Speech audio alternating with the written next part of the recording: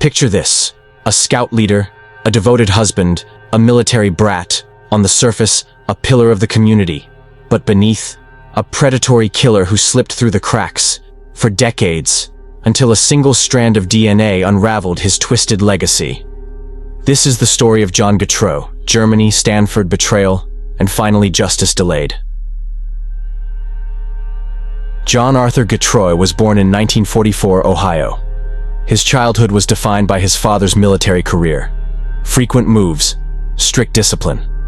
In the early 60s, the family relocated to West Germany. John enrolled at Bad Kreuznach American High and seemed like an average teen, until one June night, 1963, right before graduation, when everything changed. Late at a school dance, he met 15-year-old Margaret Williams, the daughter of a chaplain. Dates can be awkward, right? But the night ended in brutal violence, rape and murder on the baseball field. John was arrested. He was 18, convicted for rape, murder, and sentenced to 10 years, though he served only 5. He even showed remorse in court. But that remorse, did it ever run deep?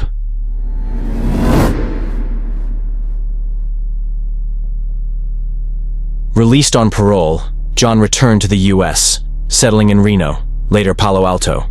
He married, worked jobs, security guard, carpenter, hospital technician at Stanford. He even became a Boy Scout counselor, leading kids on camping trips.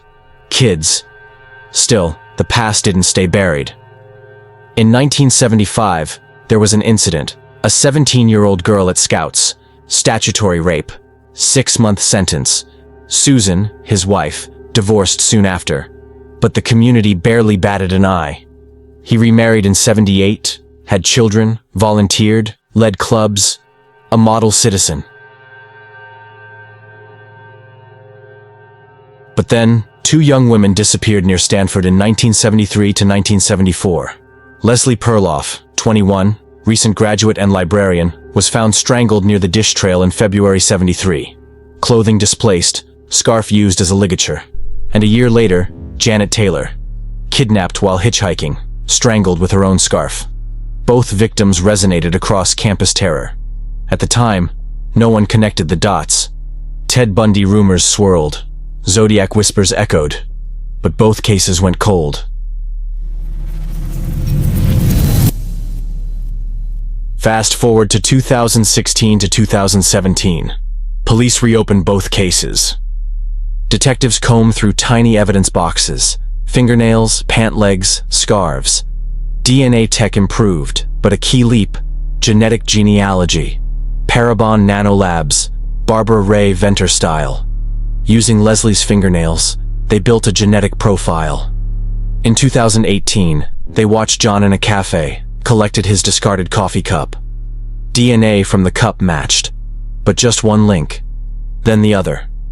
Janet Taylor's pants, DNA match, game over. His double life collapsed like a house of cards. It was a quiet morning in November 2018, the kind where nothing seems out of place.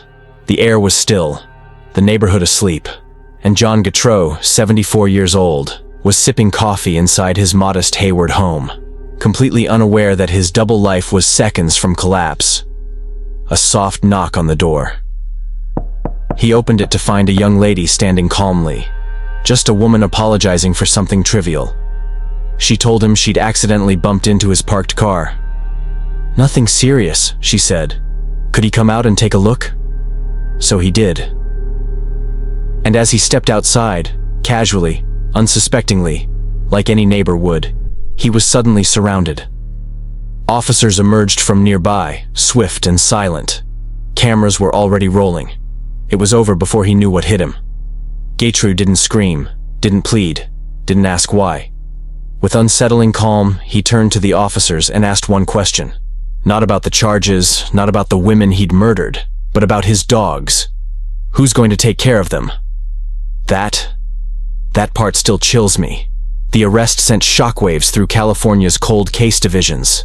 And when he stood trial in 2021 for the murder of 21-year-old Janet Taylor, the evidence was airtight. The DNA match was astronomical, 1 in 100 billion. The jury took just over an hour to deliver the verdict. guilty. Life in prison without parole.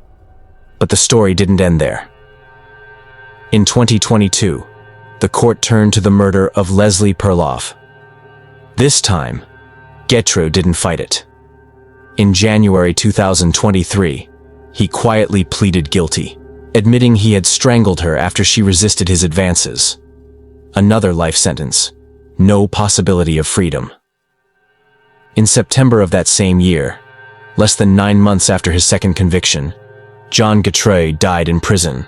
No final words, no apologies, just silence, and a legacy of horror, decades buried beneath a mask of normalcy.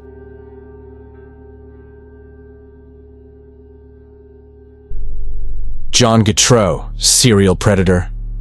Prosecutors suspect he killed more, maybe up to 5 victims. Allegations of attempted murder in 1969, suspicion in a 1980 murder in Ohio. Not confirmed, but likely. DNA not conclusive yet. Cases pending. His son Aaron now works with cold case detectives to see if more victims emerge. Families of victims, Margaret Williams, Leslie Perlov, Janet Taylor, have found some closure. But healing? It takes decades.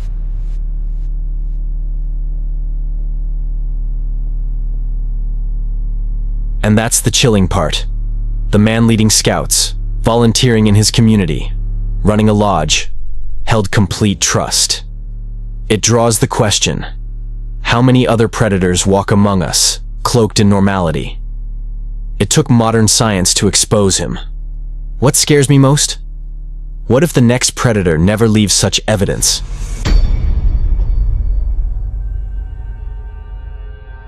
John Getreu slipped through the cracks, twice, finding sanctuary in the shadow of normalcy. But our vigilance, our science, won the battle. Justice didn't come fast. It came near 50 years too late. If you felt this story, share it. Talk about how science and persistence saved lives. Because every name matters. Margaret, Leslie, Janet. And if you crave truth, stay with us in the dark corridor.